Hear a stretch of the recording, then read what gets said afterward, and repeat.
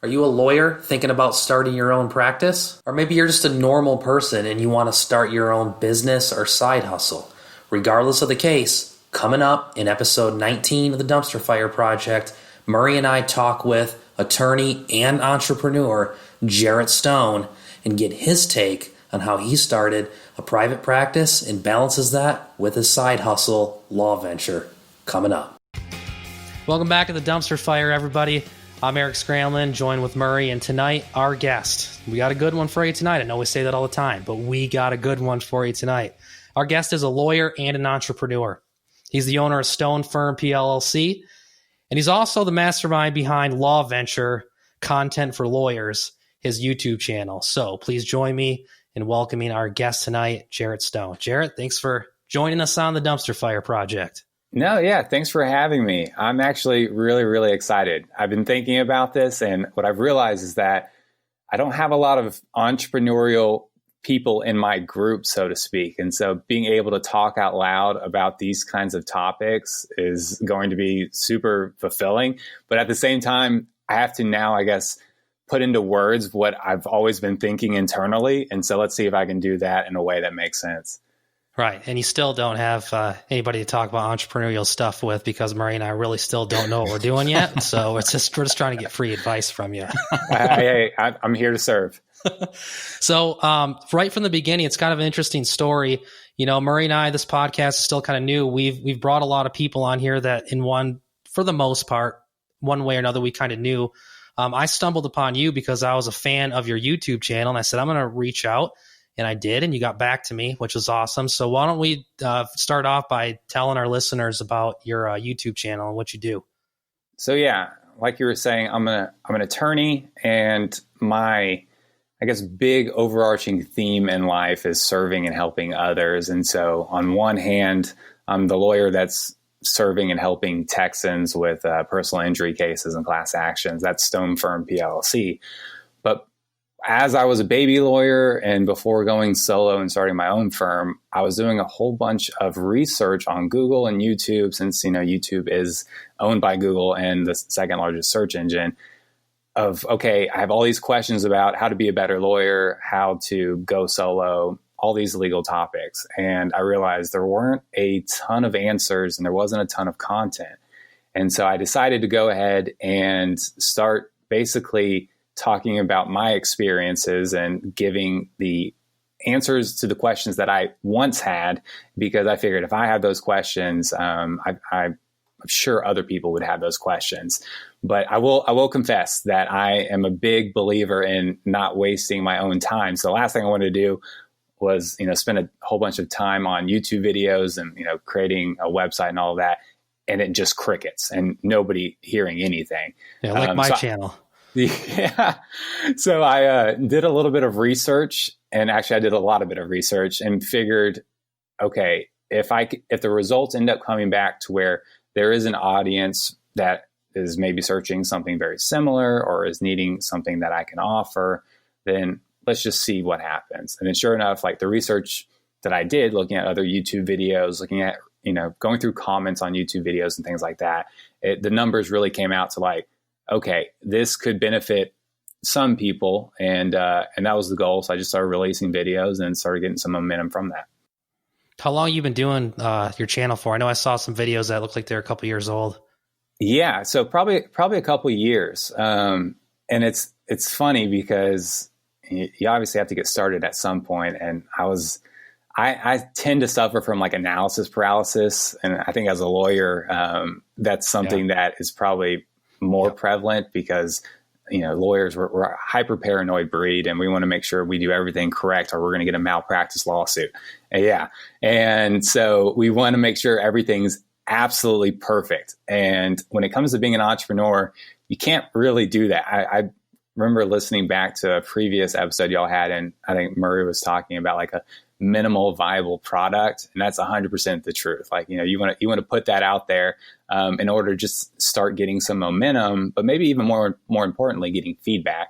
And so a couple of years ago, I posted videos, and even though the research I was doing was saying, hey, you know, there's an audience out there, I still didn't know if the Google gods, so to speak, would end up pushing my stuff to, that audience. Because at the end of the day, if Google puts me on page 100, nobody's seeing it. And so I would, with some of the earlier videos, I'm looking real rough. I'm just recording. I probably didn't touch my hair for 7-8 days. It was real, I'll say, pandemic lifestyle before the pandemic. And then I would dress up a little bit. Then I decided, no, I didn't want to do that. It was still kind of figuring out my voice and my style and what was comfortable. And then now looking back, one of my videos that's popping, especially because law school just started, I'm like, man, I really wish I would have cleaned up a little bit. Nice. And your YouTube channel is Law Venture, right? Yeah. So the YouTube channel is Law Venture. So a little bit more specifically, if you're a lawyer out there, or if you're a law student, I try and release content from, basically covering every stage, when it comes to getting into law school, when it comes to thriving in law school, and also dealing with trial advocacy and going solo. And so, yeah, if you're a lawyer watching this, go ahead, check it out. Just a little shameless plug there. But if you're a non-lawyer / entrepreneur, I think there's some nuggets you can probably take out of that and apply to your business a little bit. Because at the end of the day, Law Venture and having a law firm for me has been a business venture that has required me to maybe step outside the shoes of being a lawyer and put that entrepreneurial hat on, so to speak. So it sounds like, we call this a dumpster fire project. We joke around like this goes off the rails, it blows up, it's a hot mess. Believe it or not, we actually do some research. We have plenty of conversations before we bring guests on.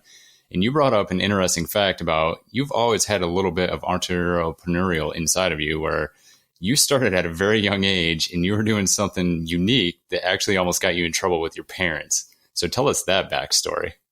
Yeah. So I'll cut to the chase. I'm pretty sure my parents thought I was a drug dealer in high school, because they would go and open up the mailbox to check the mail, and there would be envelopes of cash in there. And this isn't like $20. I'm talking like hundreds or thousands of dollars every week. And so basically what I was doing at that point, if we, back up all the way to high school, I was a junior, and I started a little filming and editing business for one single football team.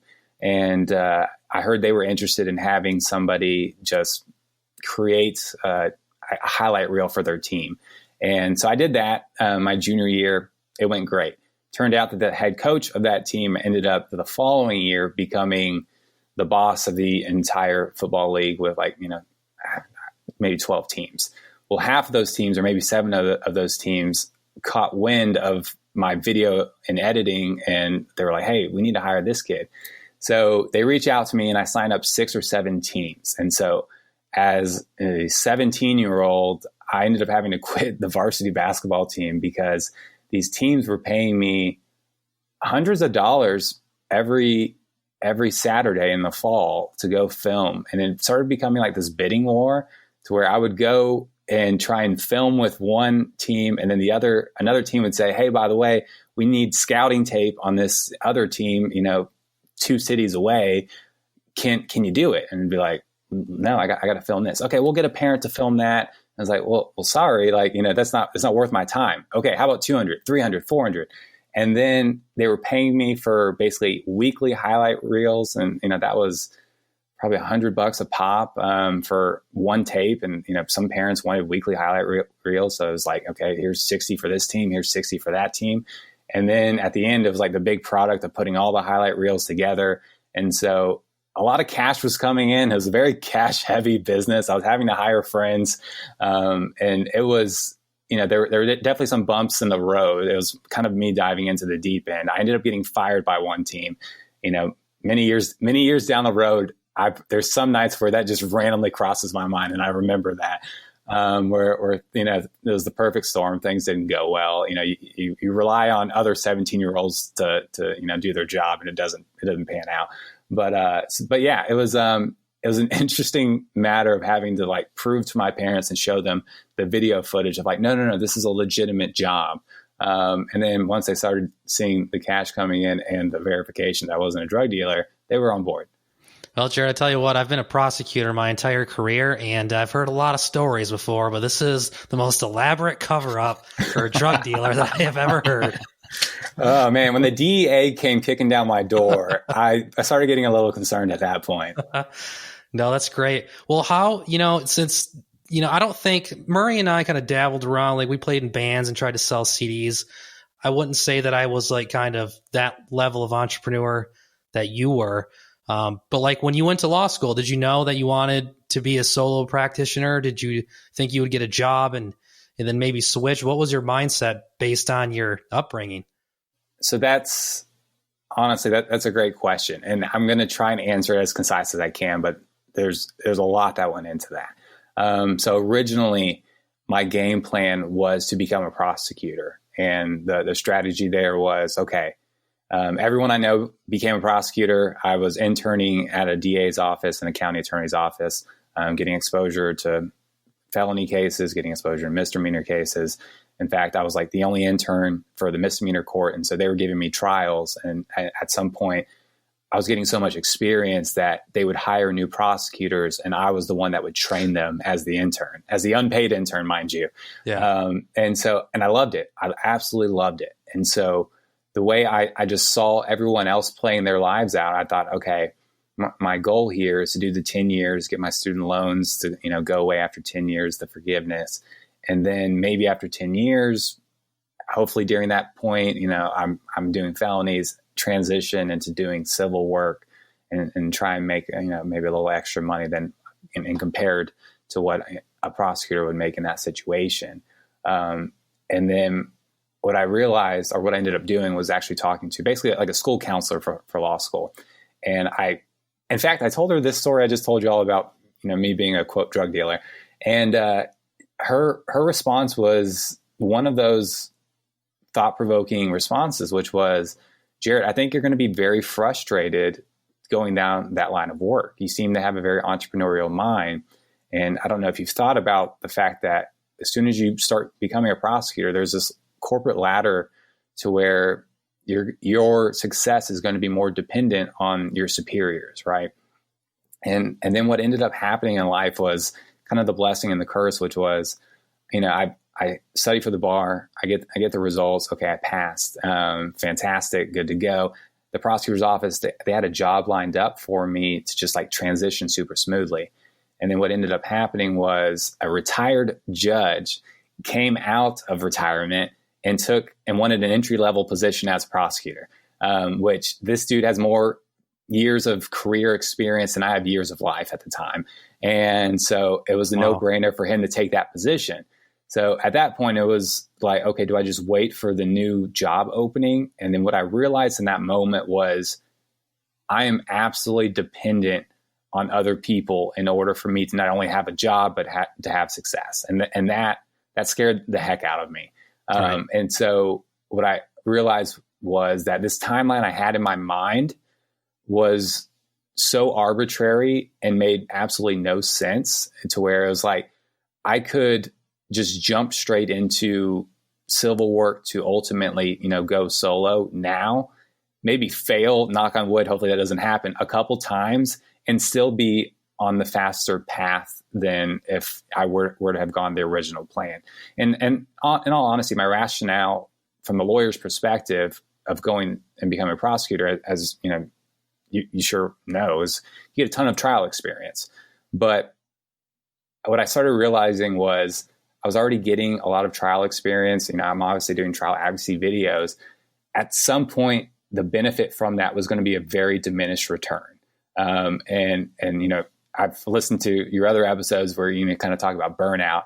And then I realized, that diminished return is vastly outweighed by the upside of me kind of grinding out, learning, civil litigation, and then taking that and going solo. So that was my thought process there. Yeah. I mean, really, I think you probably did it the right by you stayed long enough at a prosecutor's office to get that experience. Mm-hmm. And then before, just like your advisor said, there's the corporate structure to it. There's the politics. And where I practice in New Mexico, there's high turnover. I was chief deputy after 5 years of running the office, and then the stress kicks in.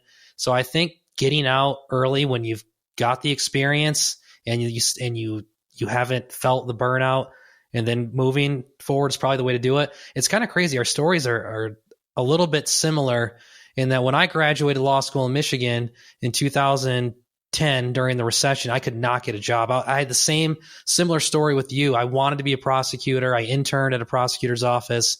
I'm applying for these jobs. Michigan is just hammered by the recession from 2008. And I'm applying at this small town in northern Michigan where they have like 3 prosecutors.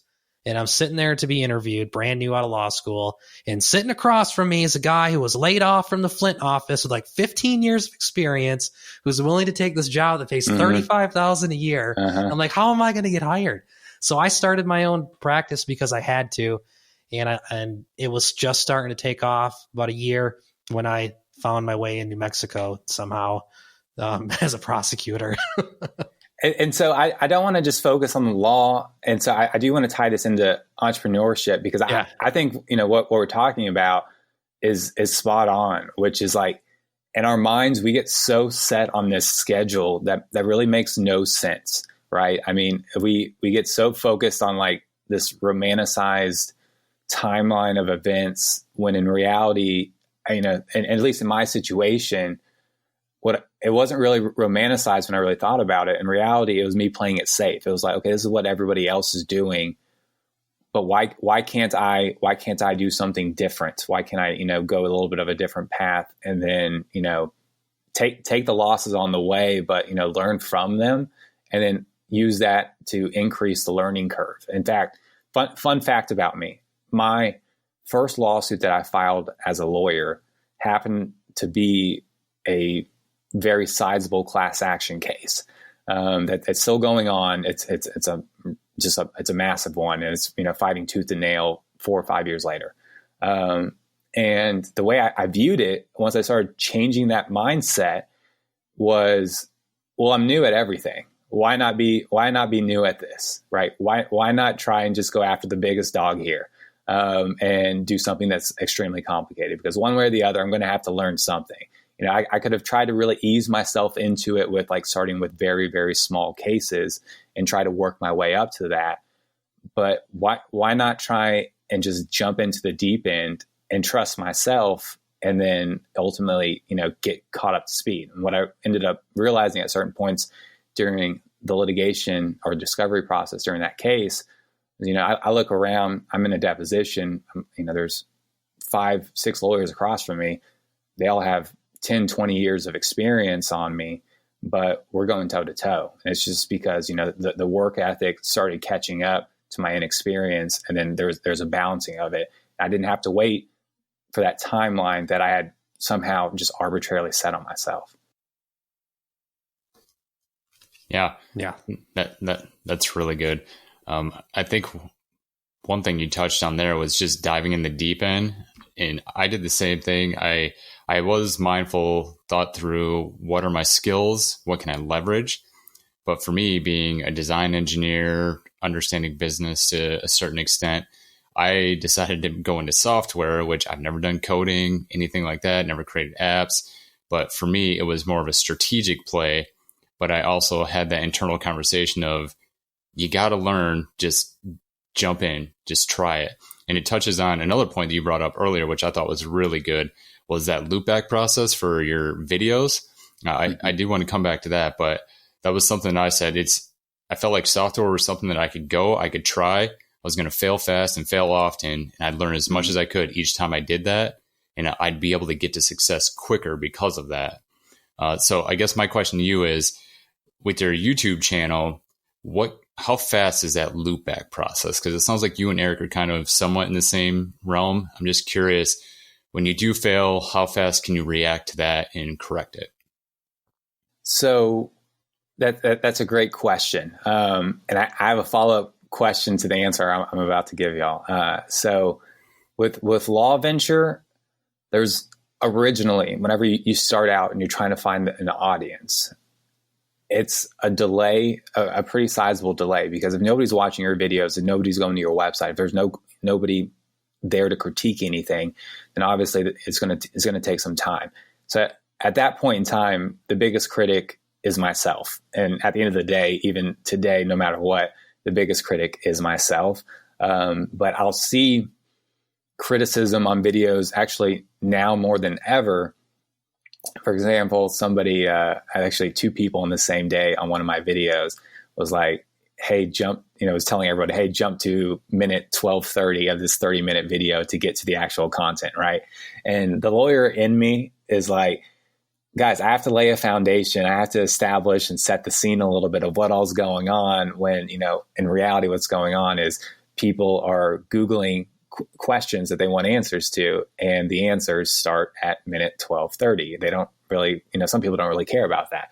And so whenever I see comments like that, I do internalize them a little bit, figure out what my thoughts are. There's a little bit of a balance that I have to do. And I do the same with clients too, to where if there's a criticism, I have to figure out, okay, is this a valid criticism? And I try and be as objective as I can. But at the same time, if there's a criticism that I think may be coming from more of an issue that is from the person that's making the criticism, then I keep an eye out on that and see if that's a recurring theme with other people, because then that may mean that I'm not being objective and I'm not seeing it appropriately. But if it's a one-time criticism that only pops up that one time, that seems like an outlier, then I don't want to have to change what I'm doing in response to every type of criticism. Because at the end of the day, what I've realized with business, whether it's a law firm or whether it's a side hustle like Law Venture, is that it's business is so counterintuitive. You're trying to find your audience, like, you would with a podcast. And your initial thought whenever you begin a business, at least this was mine, was I want my audience to be as big as possible. I want to, have all these people that are listening. In reality, if you try to appeal to everyone, you can only go so deep. You don't really build that connection. You don't really build a bond to where people are coming back. So what I've realized is what I do in both aspects of my life is I try and find the niche audience, and what that ends up doing, it's sparking momentum in order for more people to start funneling in. And so with Law Venture, I solely focus on trial advocacy, and I try to incorporate my personality in there as much as possible.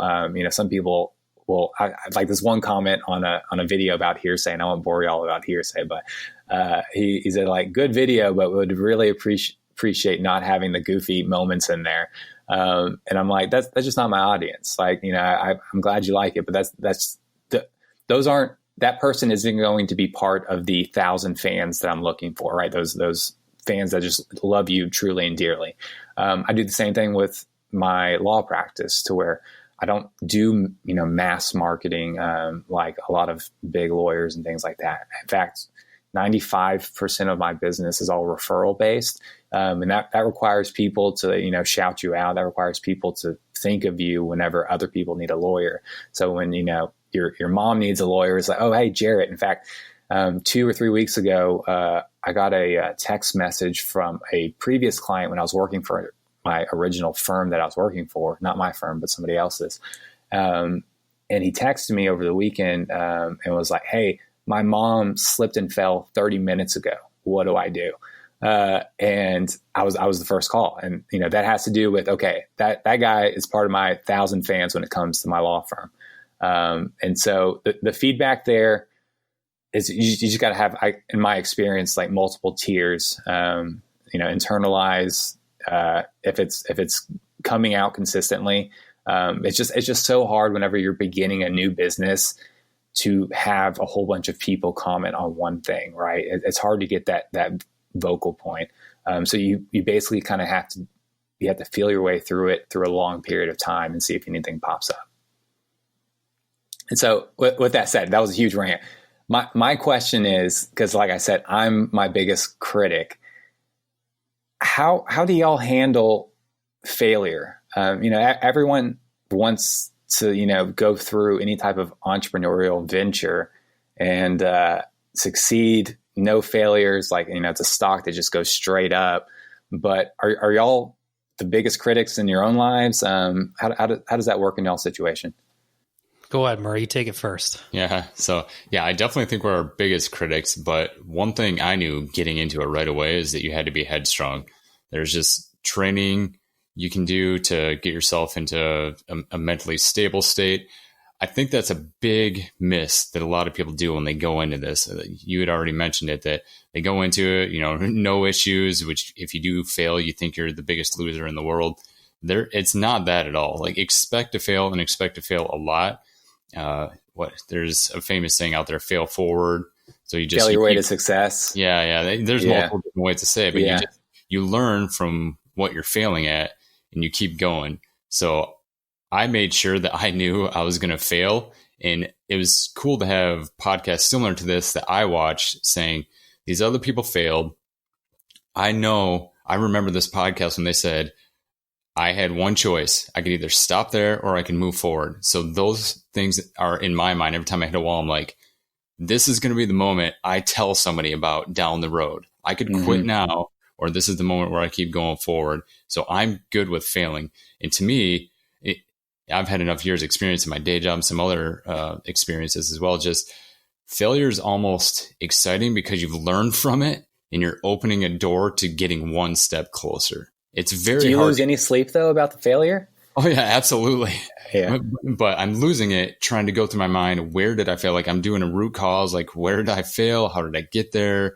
What did I learn from it? It's that engineering brain going. Yeah, for exactly. You. So the gears are always turning for sure. What about you, Erik? Well, let me start off by saying that I'm extremely terrified right now, but it's also exciting. It's my presence. It does that to people. Yes. It's an interesting question. I had to think about it a little bit while Murray was speaking, but I guess to fully answer it, and I don't want to take too long with it, looking at my backstory, it's exactly like you said. As a prosecutor, I played sports my whole life. I was convinced that I should be retiring from Major League Baseball right now. The scouts just didn't see it for some reason. I don't know why. So I was always very competitive, and that's what attracted me to the law and especially trial work. So I was obsessed from the first day I got to the DA's office down here that I was going to be the chief deputy in that office. And very quickly, I did work my way up the ladder much faster than most people my age would have.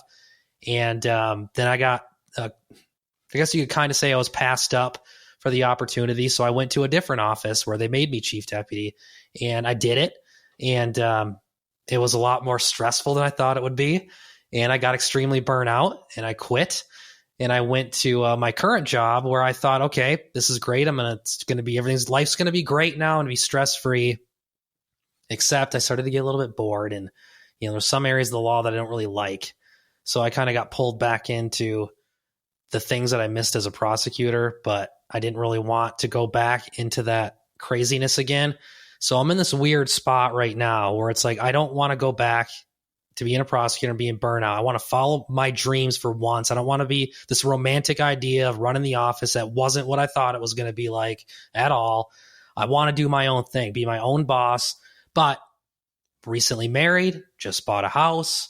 Wife's got to have a new car. How do I quit this job that gives me a nice steady injection of money every 2 weeks to pay for all the things that, we've come accustomed to now, so I can tell my wife, I'm going to quit my job. We're going to make some YouTube videos and we're going to sell some stuff. So right now I'm in this weird spot where I'm extremely terrified about how do I get unstuck? Do I just keep trying to do little things here and there?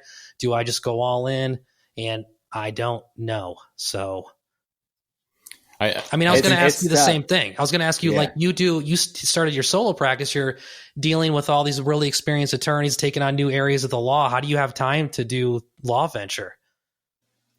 So I'm a boring individual, like when you boil it down. So, I'll go ahead and say my age here. I'm about to turn 30 in January. And a lot of people, my wife included, who she's going to kill me for saying this, just turned 30. They don't like it. I joke around and I'm 100% serious. And people who know me know I'm 100% serious. I'm not going to lose an ounce of sleep over it because I'm just getting closer to the lifestyle that I live, which is like a 64-year-old. And so as somebody who, I don't go out and party and things like that.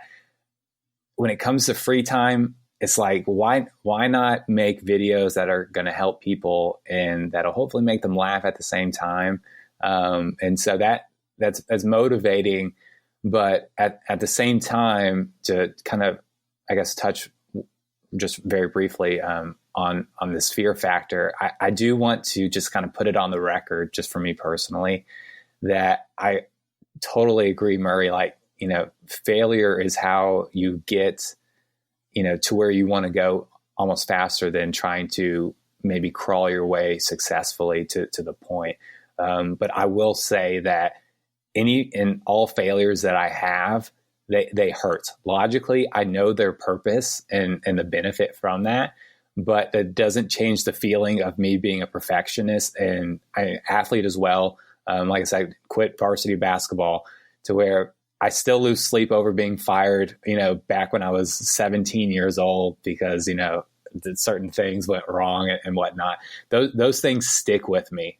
So anybody who's watching or listening right now, if it's a matter of like, you feel like you're taking a failure too hard, and obviously, within reason, I think it's normal. I think it shows that you care. And while I try not to be, I guess, a robot with things, it's also something I have to actively tell myself is like, logically, this is going to take me to where I need to go.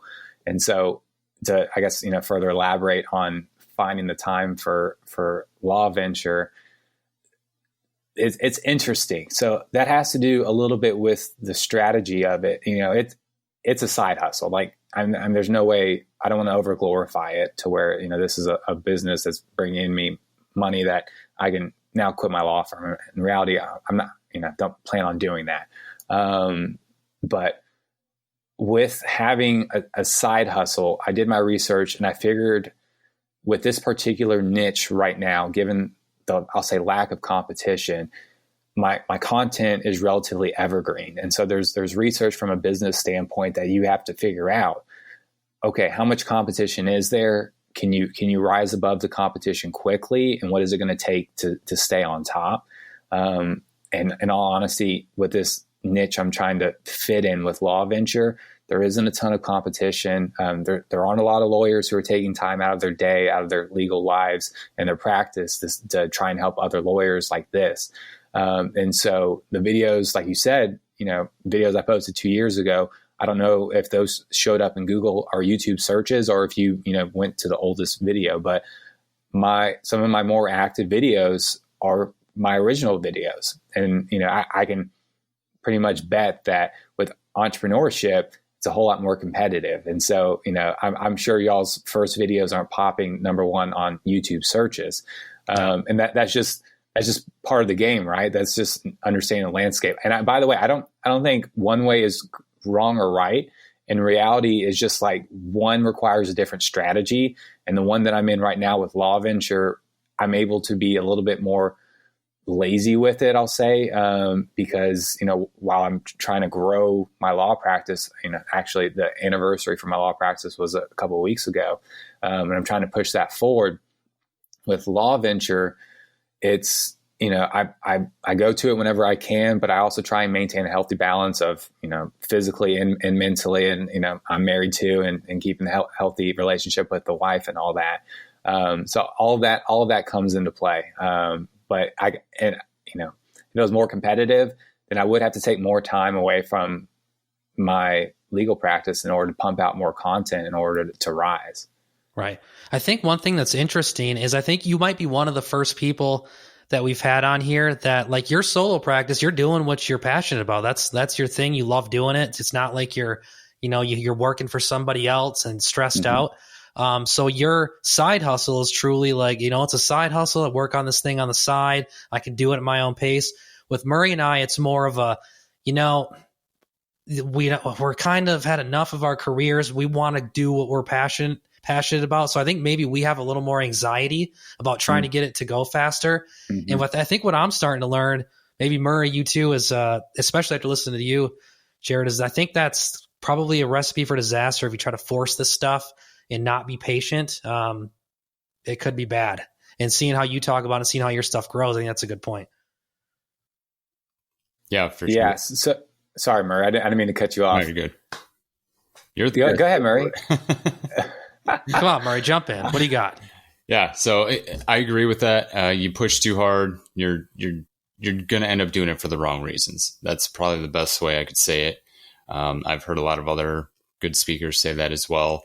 You lose focus, forget. Well, what is that like? You get the instant paycheck quick, but then in the long run, you lose out because you went for that instant gratification. Yeah, not only that, but you might have created a product that competitors can knock off. Like you almost did a Me Too project. Somehow you found a quick win. Those don't last. They never do. So if you're actually building up a foundation, getting out there, making sure you're putting your own spin on it, it represents you, something you can maintain, something that you're going to be passionate about because you know you're going to have to put blood, sweat, and tears into it. That will actually get you further in the long run.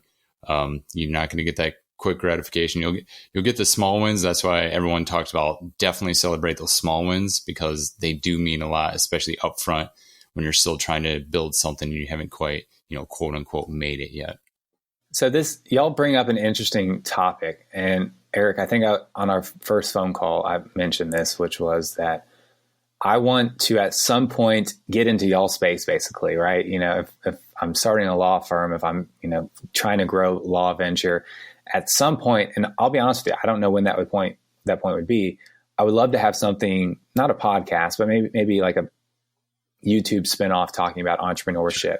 And I've delayed it. I've maybe dabbled here and there. If you go to jarrettstone.com, there's a whole bunch of like little tests. It doesn't look super polished like Law Venture. If you go to Jarrett Stone on YouTube, there's, a video here, a video there.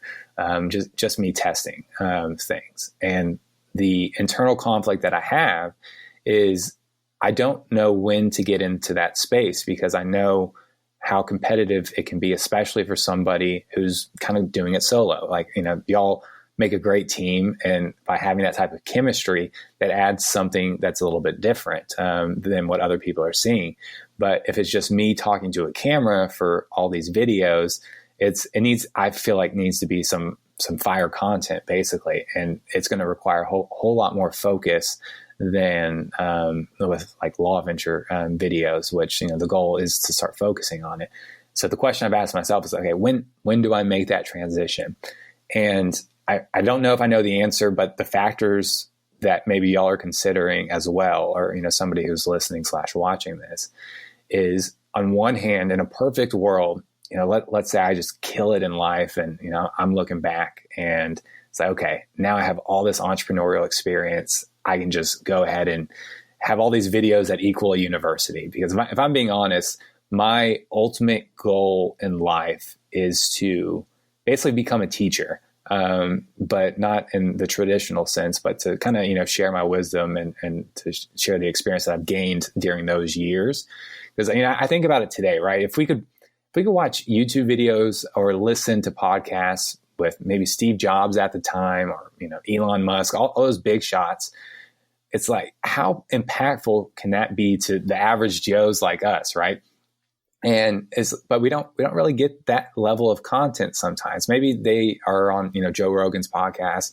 You get like an hour, but it's like, we want to see behind the curtain, right? We want to really kind of figure out what they're thinking. And imagine if Steve Jobs or somebody did a podcast 20 years ago when they were, starting out with something, and you listen to them going through like what we're going through now. Exactly. Yeah. But as a humble note, I will say I'm not comparing my future self to Steve Jobs or Elon Musk, but the baby version, hopefully, knock on wood. And so, yeah, 100%. And so the dilemma that I have is if I wait that long, I feel like there's just going to be a natural issue of me losing touch with having the audience, because like you're talking about right there, Erik, to where I'm going to be talking about in the past tense, and there's going to be some type of factor that doesn't really relate to the person that's going through it now. It may still benefit them, but having this like catalog y'all have is going to be super beneficial. But at the same time, the dilemma that I have is if I were to start, I don't know, tomorrow, then I wouldn't want my content to catch up with my knowledge. And then there are gaps and things like that. I don't know. Have y'all had similar thoughts? Oh, yeah. Yeah, you always wonder if you're good enough. For me, I rarely get to do trial work anymore at my current job. So I'm like, I'm over here doing a training on how to do trial. Like, am I still good enough to do this? And I do kind of worry about that. Like, how am I going to develop? I'm working on a course right now for Section 1983 liability for police officers. And that's, even though I was a prosecutor, that's a different area. It's similar stuff. And I'm like, do I have enough knowledge to market a course for that? And I said, you know what? Damn right I do. I was a prosecutor for 10 years and I can read this stuff. So I think it's the fear thing we talked about sometimes. But you got to put the work in too. Like if you're not going to put the work in, just like being a lawyer, you know what happens if you show up to court unprepared. It's like literally like you want a nightmare that you're living in, because you know you're going to get called out. Exactly. So to bring some things, I guess, full circle. So I was just talking about how I would want to teach, right? I do have this theory, whether or not it actually happens, I don't know, but I'm placing my bet on the record right now on y'all's podcast that at some point in the future, I think the value of traditional universities is going to really start taking a hit if people, like your big shots, are having their own courses to where you can basically be their understudy to them. Because online courses are blowing up now. Yep. That it's a gift and the curse, because you can get a lot of bad online courses, but the cream is at some point going to rise to the top, like YouTube videos, right? But when it comes to, like we were talking about earlier, failing fast and trying to learn from it, one aspect, I can give you all a concrete example of that. It was with Law Venture. One of the goals was to eventually sell a trial advocacy course. Now, this isn't like an ultimate goal of Law Venture that I have planned, but this is just kind of something to where what I'm trying to do is build a community, build an audience, because I think the real value is in that. And one way to do that is if you can get a whole bunch of people buying a course to where they're watching, 10 plus hours of you, that's a great way to do that. And so after taking somebody else's online course and my own experience, I heard the recommendation, don't create the course, sell it first. And that seemed so backwards to me. I'm like, what? That's not what you're supposed to do. And then I heard the logic of it. The logic of it was, if nobody will buy the idea of the course, the last thing you want to do is spend all the hours building your course. And in the business standpoint, I think that's probably 100% true for any business, right? Right. Yes. So I heard of, in that same presentation, of people selling products and advertising on TV, buy this $19.99, just to see if people would buy it, even though they didn't really have it. And so they would just refund everyone their money just as like a test. And so with Law Venture, what was interesting in its earliest stages was that its email subscribers were growing at a faster rate than the YouTube subscribers. And so, and the reason for that, I'll go ahead and, tell you all that, is that you basically, and this is my advice for any lawyers or business entrepreneurs, is you always want to reverse engineer where you're trying to go. Like whenever I hear a potential client on the phone and they're talking about their case, I'm envisioning the closing argument and I'm working my way backwards, right? How can I prove this closing argument? Do I have the facts that I want to present? Same thing with a business. Okay. If I want to sell a course, how can I do that? And it's like, okay, I need to go through these steps. If they find me through YouTube, how do I get them on the email list? Okay. If they're going to, maybe download a freebie. Okay, what freebie do I need to make that's connected to that? So that's what was happening. And so people would go on YouTube, I'd shout out this free download. That would be super helpful. It's a top 10 cheat sheets for objections and has a breakdown no, not top 10, it's the 21 objections. And so people were downloading that left and right. So, nobody says no to a freebie. And so at some point, I forgot how large the email group got as a whole, the email audience. But I was like, okay, I'm going to pitch this course to them. Let's see how it goes, right? And that's been one of the harder aspects of having an email list, which is like keeping people engaged and things like that, especially if I'm not, if I'm busy with my law firm. But at the same time, you don't want to spam people and then they just get annoyed at you. So I sent it out and I said, hey, I'm going to be releasing a trial advocacy course. Let me know if you want it for free and, let me know X, Y, and Z. And in that situation, I'll select a select number of people and give the course out for free.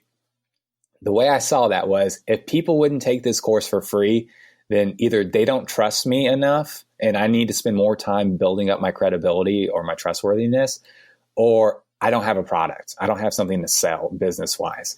And in that situation, it was crickets. Like I didn't get any responses. And so I was like, okay, I think this is an authority thing. I think I need to push out more content. And so I was like, okay, I pushed out more content. And then I think the email list doubled, and I can't remember the numbers. I just remember the proportions. Maybe I was at like 500 at this point. And then did the same exact thing, just like, hey, by the way, running it. Because in reality, and for all the Law Venture people watching it, it was like, nobody knows who responded, who didn't. And so at that point, it was like, same offer, but bigger audience. And also a little bit more points in the trustworthiness chart with more videos, right? And at that point, I got a whole lot more interest. And I was like, okay, boom, it was a trustworthiness. And then I gave it out for free. But I also had a sales page created at that point in time that was just like, hey, purchase it in advance of releasing at a discount. And I remember at some point, I think it was last fall, I had like 2 purchases, like it was like back to back. And I hadn't had the course yet, right? And I was like, okay, I may be onto something, but that scared the heck out of me because it was like, oh my goodness, I now have to create something or I have to give these people their money back. It's like, it's one thing to give away something for free, but now people are going to my landing page, they're buying my course because, they're I guess, fans of what I'm putting out on Law Venture. And so that type of fear I used as fuel, to like, okay, let's spend the time doing that. And then I had this interesting dilemma. Well, actually, it wasn't more of a dilemma. It's like, I went solo in September of last year. And then in January, because with any personal injury case, like I'm not really getting paid too much whenever I sign somebody up. I have to wait till the end of their treatment. So there's a delay in getting paid whenever you sign up a case. And so a lot of my clients that I had signed up around September, October, and November were still treating for their injuries and all that. So I had the time and I was like, okay, I'm diving in. I'm going to create this course and I'm going to, create all this content and then, they'll have something. And so I had this set deadline and then that fear was great motivation. It was very sobering, but the reverse engineering helped prove the validity, not only of that product, but of I think the business overall. So all of that was something, you kind of learn in a moment as you're growing. So it's been an interesting process. Yeah. So for all the listeners out there, you just nailed it from a marketing standpoint.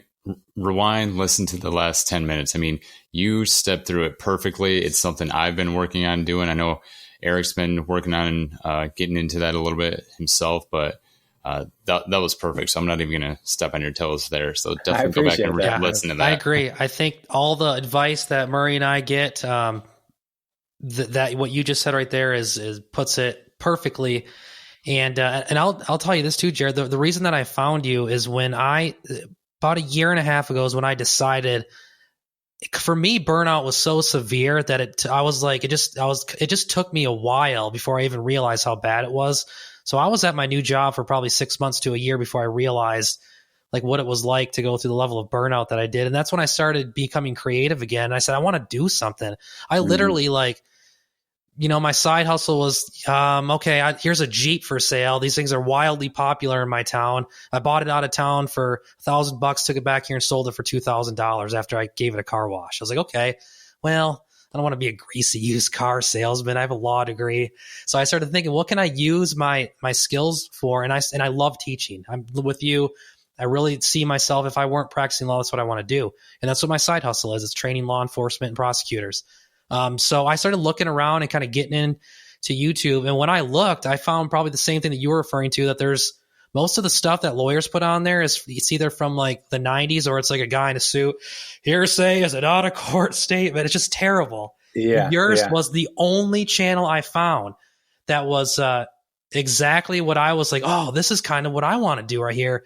And it looks, even to this day, it looks so polished and everything compared to mine. So you actually were kind of an inspiration for me when I was first kind of starting out, because I was like, this is something that I want to do. I wanted to be a little more niched in with kind of like prosecutors. But your stuff was that I looked at it, I said, that's how you do it.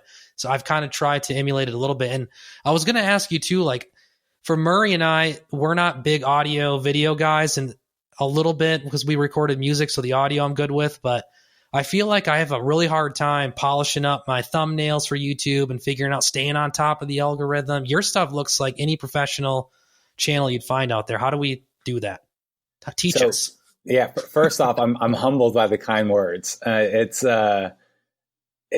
honestly, it's a lot of trial and experience, no pun intended for the lawyer here. But my best recommendation for lawyers and entrepreneurs, I know I keep saying that, but I model this philosophy with my law practice and with Law Venture, is look to other, niches, however you want to pronounce it. Look and see what other people are doing in other, categories, and try and emulate what you like, take the pieces that you like.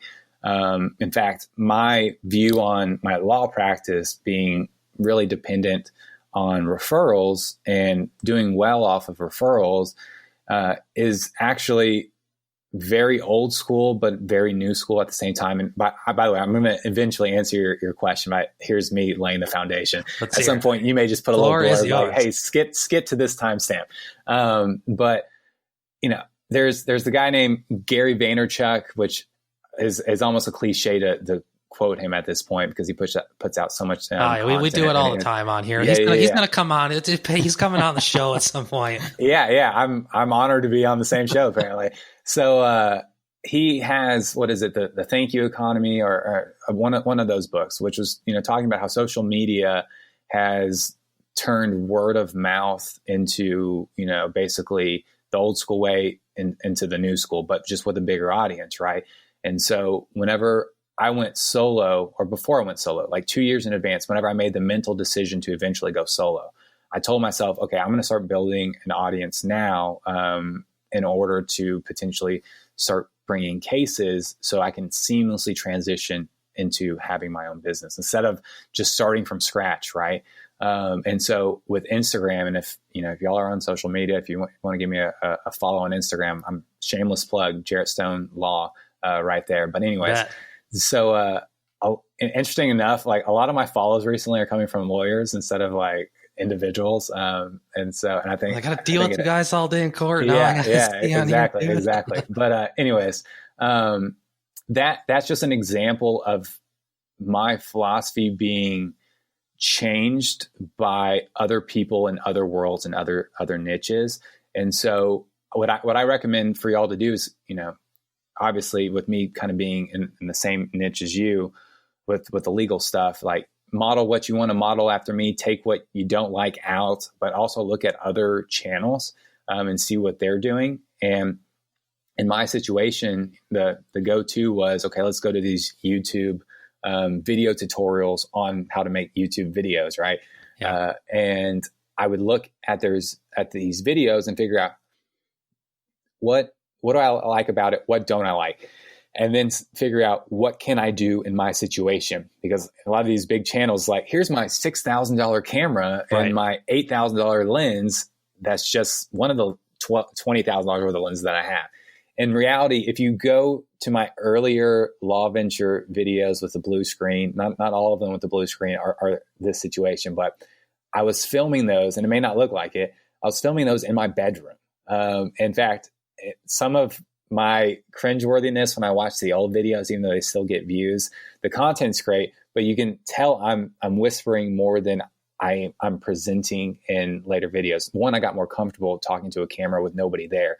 But two, my wall shared another wall with somebody else's bedroom. And so I didn't want to basically make a stranger mad, because I'd come home from work and then it's like, okay, let's knock out a Law Venture video. Let me talk about hearsay. And some random across the wall is like, now I know way too much about hearsay at the middle of the night. And so you kind of, that was a learning experience. And I was taking pieces that I liked from other YouTube videos, and I was kind of figuring out, okay, I'm gonna take this aspect of, whenever I film, I want to have a high quality camera and I want to have the blurry background, right? You don't get it now with a laptop, but in my most recent films, a Law Venture, it's like, how do I do that? Okay, I need to have a lens that has a low focal point number. Okay, I'm gonna go buy that. And then like you're probably learning with audio, right? Like, how can I make sure that I'm not spitting on the mic? Okay, I need this filter on the mic. Gotta have this thing. Gotta have this thing over here. Oh, gotta have this preamp for this. Murray will tell you he's holding out. He is a rebel.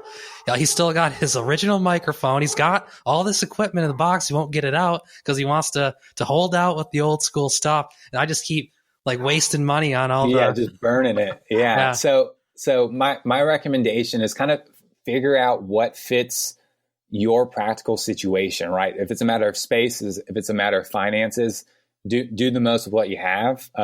Because at the end of the day, like your content is going to be what, cream rises to the top in that situation.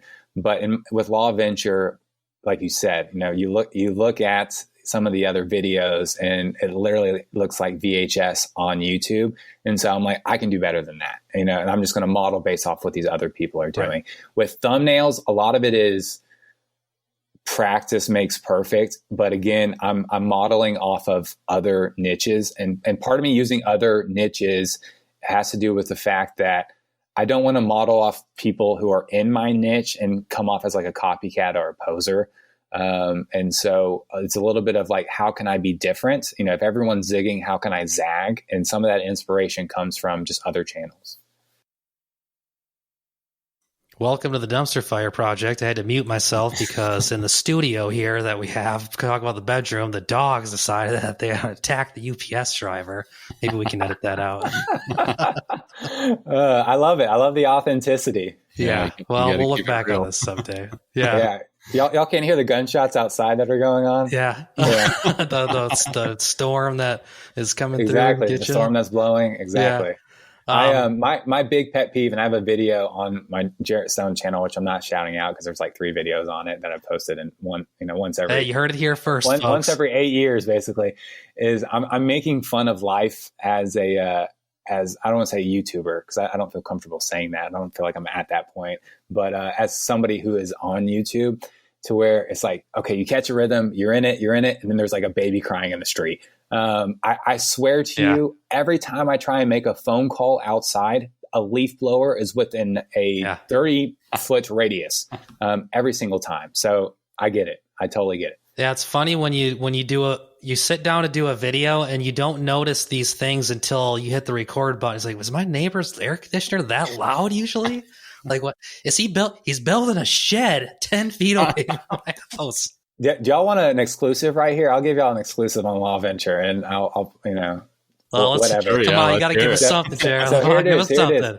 So one of the earlier, I don't think it's the earliest, but it's one of the earlier Law Venture videos. I'm actually like dressed up, but the video's cropped to where it's like you can't see, maybe mid stomach down.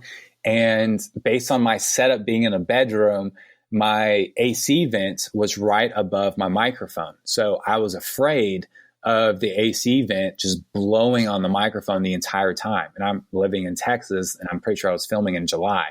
So I'm pretty sure I was just in my boxers. In reality, like people are watching this video, it's accruing all these views, and they have no idea that they're watching a dude in their boxers or in his boxers because it was so hot.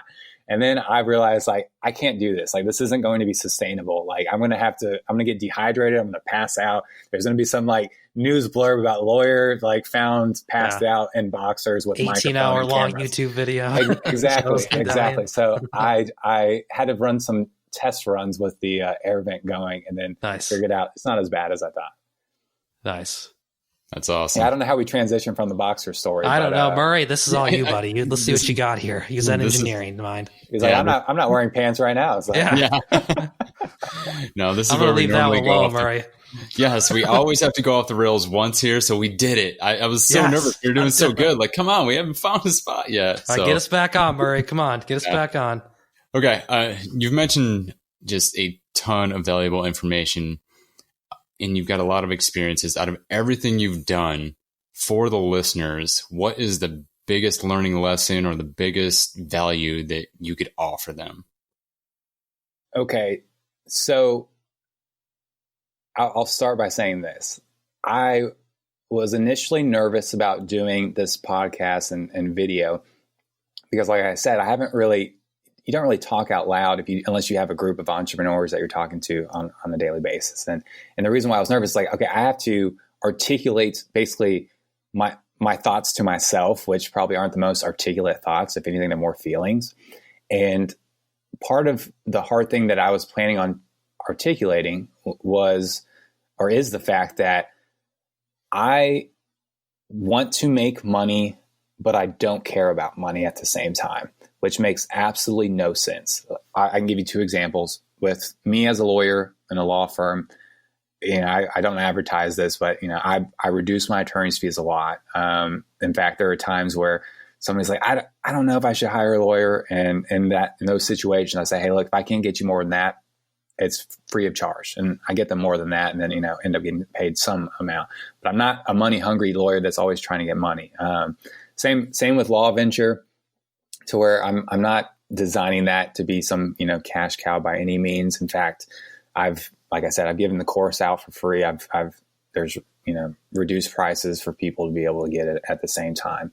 And so I've been trying to figure out how I can convey to people like this kind of like contradictory line of thought. And the best way I can do it is, by way of example, which was like, as a kid, if I ever went to like Gaddyland, which is like a Chuck E. Cheese without the creepy characters, to where you have all these games that give you tokens and whatnot, and then you try and get tickets. I always loved the fact of having tokens and playing the games, right? And then the tickets kind of came after the fact, but it was like, okay, how many games can I play? How many like how can I defeat the games and all that, right? If as a kid, it's a real lame day to Gaddyland if you just go play one game for 5 minutes and you're out.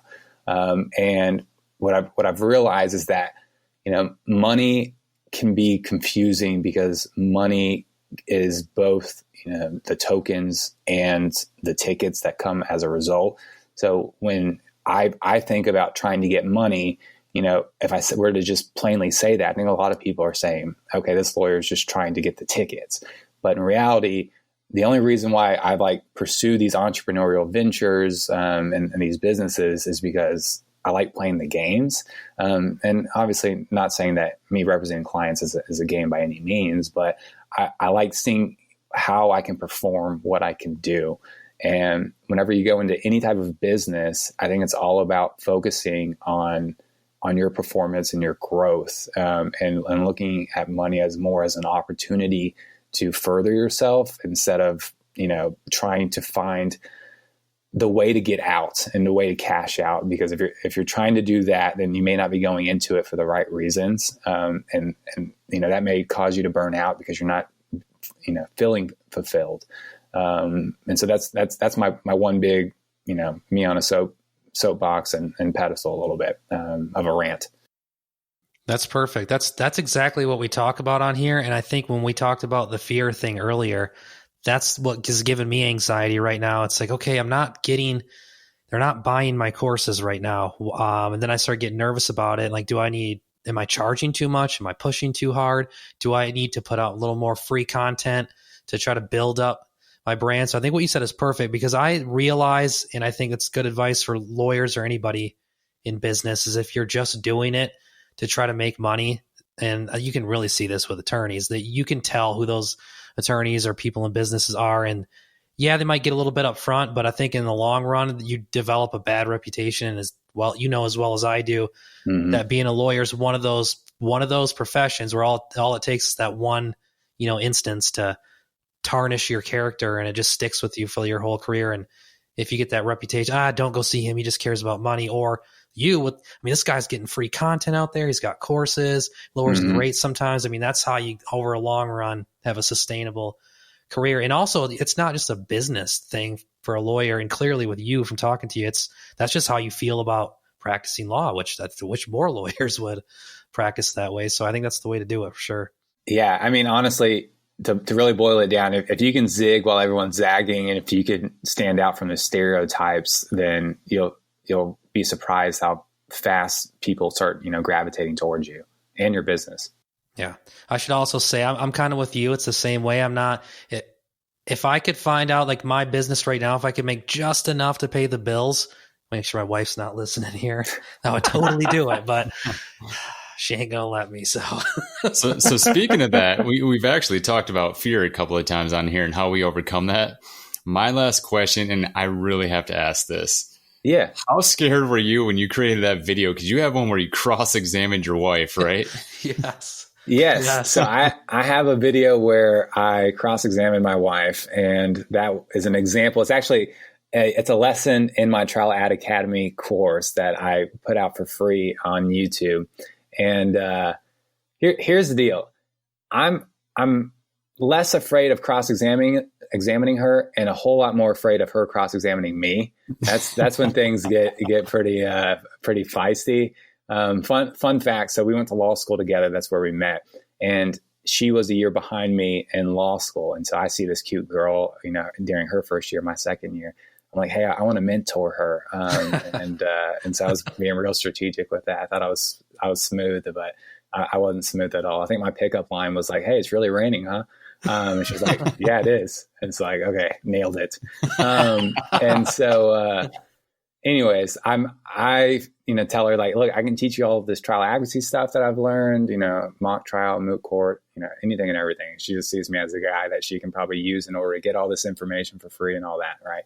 So at some point during our relationship, we have a disagreement about whatever. We're two lawyers, and she starts using what I taught her against me, and she's cross-examining me.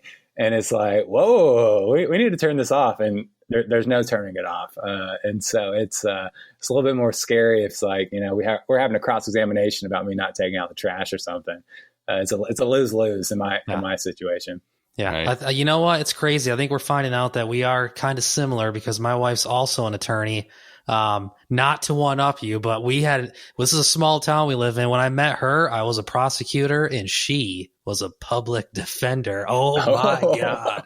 What a scandal that was in the legal community. Man. And I always tell people like, I'm the second best lawyer in my house. It's not even close. Yeah. I'm the third best because we have a puppy, and there's a hierarchy here that is very clear. They're good.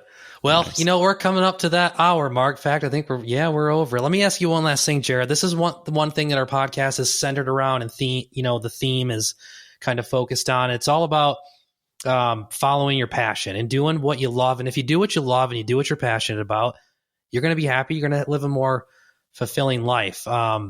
You started out kind of young and realized things that I wish I would have realized a little earlier on. What advice or what would you say to our listeners out there about maybe if you've been a lawyer for a long time, you're thinking about going into private practice, but you're scared, or maybe you're thinking about doing whatever that side hustle is, but you're afraid or you don't know what to do. What's your advice on, follow your passion? You're going to fail. There's fear. I mean, whatever. What's your take on that? So I don't want to be the one that says, hey, just dive in, go ahead and follow your passion, because there's an element of not including the practical effect of that. Right. If the reason why I went solo at the time I went solo was I realized that through Instagram and social media and through, creating my own content and all that, I already had cases coming in that would just go to the firm that I was working for. And so me going solo, while that sounds maybe super dangerous and like a huge leap, in reality, I was already bringing cases in. It was just a matter of where was it going to go? Was it going to go to the law firm I was working with, or was I bringing in enough cases at that point to, get what I need? In all honesty, I wasn't making a lot of money at the law firm I was working at. I was a small law firm, but I was getting amazing experience, just like my unpaid internships. And so I don't need a lot. I have very low standards when it comes to cost of living. So it was like I was crunching the numbers. And in fact, on Law Venture, I have the ultimate guide to, and this isn't a plug by any means, but the ultimate guide to starting and going solo and starting a virtual law firm. Because whenever I crunched the numbers, it was like, I only need $2,000 to go solo. And I only need to spend, on average, $125 a month in order to keep operations up and running. Well, if I have these cases that are coming in, I can pay that and I can pay myself and stay alive. And I say stay alive because if I wasn't making money, my wife would have killed me. And my advice is having that huge asterisk, and my in particular, the concrete advice I think you're asking for is to do your research, figure out what's going to work. Because whenever I figured out the numbers and I stopped kind of making the assumptions that, hey, I need to have $100,000 loan, or need to have $100,000 in the bank, or I need to wait X amount of years and have this nest egg to eat into in order to have a successful law firm, or, basically anything like that, I never would have went solo. But after I did the research, I crunched the numbers, and I started early by, being able to make that transition smoother. And I worked on that. That's when things came together, because in all honesty, I went solo 2 or 3 weeks before our wedding and honeymoon. My wife was not happy, but the timing of it just worked out to where a really big case came across my phone. That was another referral, from a family friend. And in that case, I realized, okay, I can get paid a good amount of money super quick. Why wouldn't I go solo? Yeah. And so crunch the numbers, do the research, and the research will kind of be your guiding light. It's interesting. We usually kind of sort of try to end on that. We've had some people say like, oh, just do it. Who cares? You got to jump right in. Then we've had other people say it's not for everybody. You got to be careful. Some people said, well, I wouldn't do it. Yours is very kind of lawyerly, but also as an entrepreneur, because lawyers are paranoid about everything. I can't start a business on this. I'm going to get sued.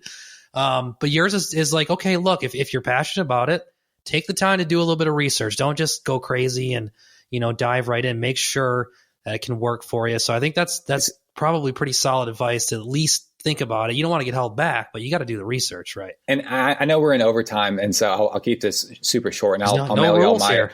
Yeah, I'll mail you all my billable rate after this. But, Brett's the only one listening at this point, I think. He's our super fan. my biggest pet peeve that I realized was hearing lawyers being asked the question, "What was law school like?" And it wasn't the pet peeve wasn't the question. It was always the answer that I would hear. And the answer was always like, it was the worst. It was horrible. It was this terrible experience. In my situation, did law school have its ups and downs? Totally 100%. But what I've realized is that a lot of people will over embellish the difficulties to help justify the path that they took in order to almost put them on a higher pedestal in that person's light. And so at the end of the day, your research is going to truly be the most objective thing. Ask the mentors that you trust, what their thoughts are. Ask other people in the space that you trust. But at the end of the day, take it with a grain of salt. Trust the research, because sometimes people will over embellish, or they will oversimplify, or they will try and hype themselves up inadvertently like that. Yeah, that's good advice. I've noticed that too when you ask people about law school. And I can't lie to Murray, because he knows when I was in law school and I still had a good time. After first year, though. Not at that first year, though, Murray. Yeah, well, you had a really Murray, good time during pre-law. Oh, yeah. College was, I don't remember that. Well, all right. There you have it.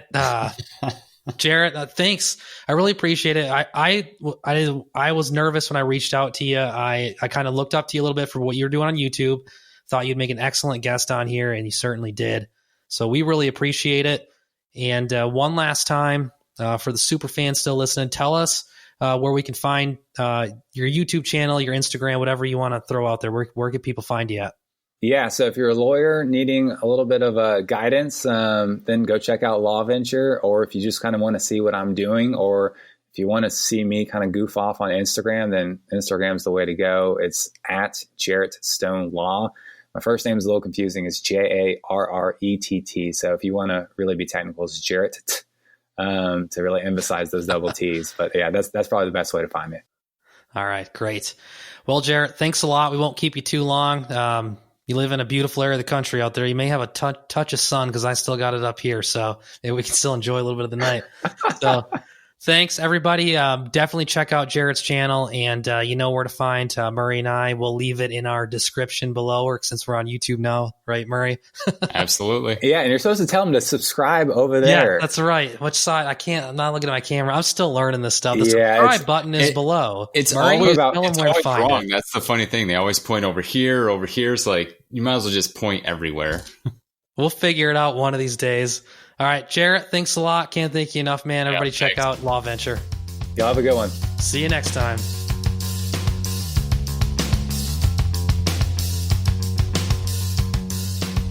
Hang on. Don't turn it off just yet. If you enjoyed the podcast, please consider subscribing. We'd love to hear your feedback. Let us know what topics you want to hear us talk about on here. As always, you can find me at tacticalattorney.com. You can find Murray at fullvolumesolutions.com.